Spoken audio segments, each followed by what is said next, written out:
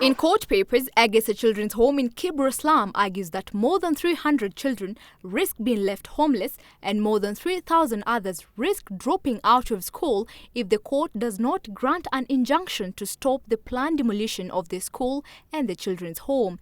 In his affidavit, the chairman of Agesa Children's Home, Peter Nyagesera, says the link road between Ngong and Langata is using an illegal survey plan and now wants the court to compel the Ministry of Land, National Land Commission and Kenya Urban Road Authority to explain why they're not using the original path, which is the blueprint development plan for Kibra informal settlement.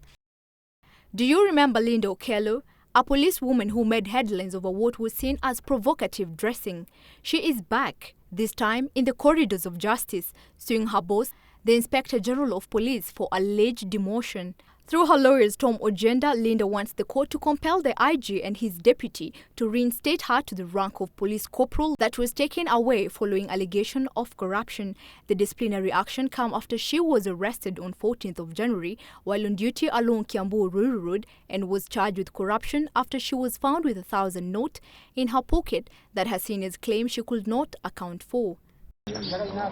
Elsewhere, shock has gripped Kihuhiro village, Kendarasha, and the Russia area in Kieni constituency after a 45-year-old woman was allegedly stabbed to death by her former farmhand.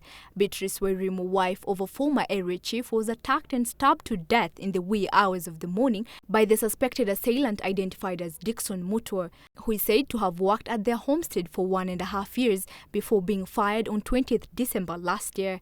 The deceased daughter Jennifer Wangui says Mutua had been locked up at Ndarasha police station last weekend for allegedly stealing 2 sacks of potatoes from the deceased's farm, but was released. Cases of murder are said to be on the increase in Kieni. 2 weeks ago, a woman was allegedly murdered by her son at Babito village in Kieni West sub-county. Finally, the Narok-Bomet highway has been opened after a day-long blockade by protesters.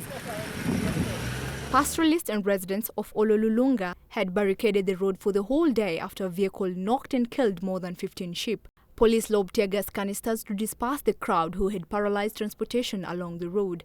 Narok Police County Commander Abdi Guyo said residents began to force drivers to pay money to finance the loss. He urged them to comply with the law in the fight for their rights whenever such incidents happen. Asli Gilgalo, Citizen Live at 9.